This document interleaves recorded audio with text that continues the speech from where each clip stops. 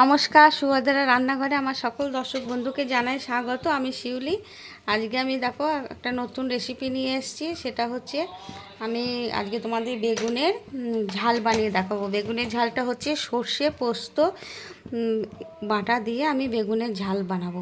তো এইভাবে একবার বেগুনের ঝাল বানিয়ে তোমরা খেয়ে দেখবে কেমন লাগে। ভীষণ ভালো লাগবে। আমি নুন আর হলুদ ছড়িয়ে দিলাম, এগুলো মাখিয়ে নেব খুব সুন্দরভাবে। আর একটু কর্নফ্লাওয়ার দিয়ে দিচ্ছি, মাখাবো। দিয়ে তারপরে আমি কর্নফ্লাওয়ারের সাথে একটু ময়দা গুঁড়ো দিয়ে দিচ্ছি, দিয়ে সুন্দরভাবে এগুলোকে মেখে নেব হাত দিয়ে দিয়ে। মেখে এগুলো আমি তেলে ভাজবো। ভেজে কিভাবে কি করব আমি তোমাদের সেটা দেখাবো, তোমরা আমার সাথে থাকো। আমি কড়াতে তেল দিয়ে দিয়েছি, তেলটা ছড়িয়ে দিলাম, অল্প করেই দিয়েছি কারণ আমি খুব বেশি তেলে ভাজবো না।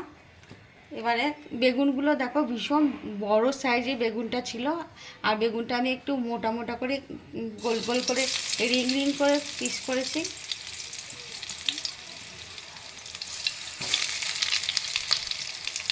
একসাথে আমি তিনটে দিলাম, এই তিনটেকে আগে ভেজে উঠিয়ে নেব, তারপরে বাকিগুলো ভাজবো। চাপা দিয়ে ঢাকা চাপা দিয়ে দিলাম, চাপা দিয়ে ভাজছি। আমি তার বেগুনের ঝালের জন্য একটা মশলা বানাবো। মশলাটার জন্য দেখো তোমাদের কাছে কি নিয়েছি কালো সর্ষে, সাদা সর্ষে, কতগুলো কাজু নিয়েছি, যাতে সর্ষেটা তেতো না হয়ে যায়, খুব সুন্দর হয় টেস্টটা।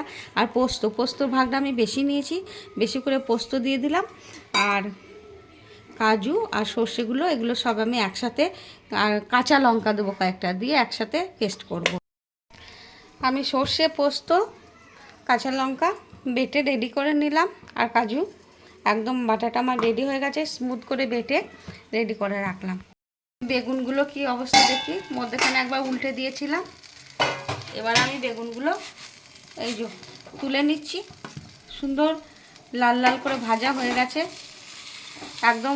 আমি সেকা সেকা করে ভাজা করছি, অল্প তেল দিয়ে, ননস্টিকে কড়াতে, কারণ একদম বেশি তেল দিয়ে হড়হড়ে করে ভাজছি না।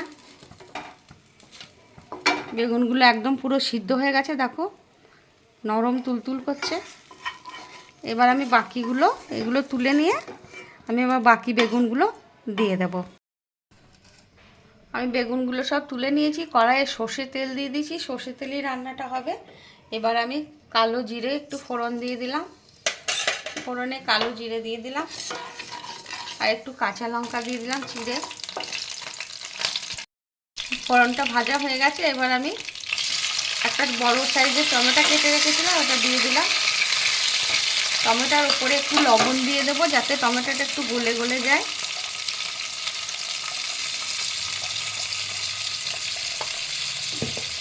একটু চাপা দিয়ে দেবো, টমেটোটা একটু গলে যায়। এবার আমি চাপাটা খুলে দেখি, টমেটোগুলো প্রায় গলে গেছে। এবারে আমি একটু কাশ্মীরি রেড চিলি পাউডার দিয়ে দিচ্ছি কালারের জন্য, জাস্ট সামান্য দিয়ে দিলাম। 1 চিমটে হলুদ দেবো, বেগুন ভাজার সাথে হলুদ দিয়েছিলাম, বেশি হলুদ দেবো না, যেহেতু সর্ষে পোস্ত দিয়ে বানাবো, বেশি হলুদ দিলে ভালো লাগবে না, আমার বেশি হলুদ ভালো লাগে না। আর এবারে আমি যে পেস্টটা বানিয়ে রেখেছিলাম, এই পেস্টটা এবার আমি দিয়ে দিচ্ছি।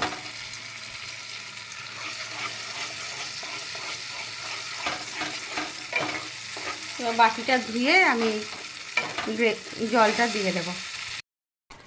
এবার আমি একটু স্বাদ অনুযায়ী চিনি দিয়ে দিলাম, আর লবণ তো দিয়েছি, আর সামান্য আর একটু লবণ দিয়ে দিলাম। ব্যাস, নুন মিষ্টি আমার দেওয়া কমপ্লিট। এবারে আমি এই মশলাটা জাস্ট একটুখানি কষিয়ে নেব। আমি একটু মিষ্টি দই দেব, তো মিষ্টি দইটা একটুখানি ফেটিয়ে নেব, ফেটিয়ে নিয়ে মধ্যে মিষ্টি দই দেব। সর্ষে পোস্তটা আমার কষানো হয়ে গেছে, তেল ছাড়তে শুরু করে দিয়েছে। এবার আমি একটু মিষ্টি দই দিয়ে দিলাম।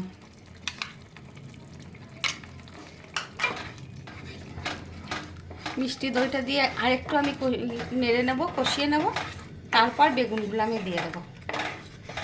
গ্রেভিটা আমার কষানো হয়ে গেছে, রেডি হয়ে গেছে।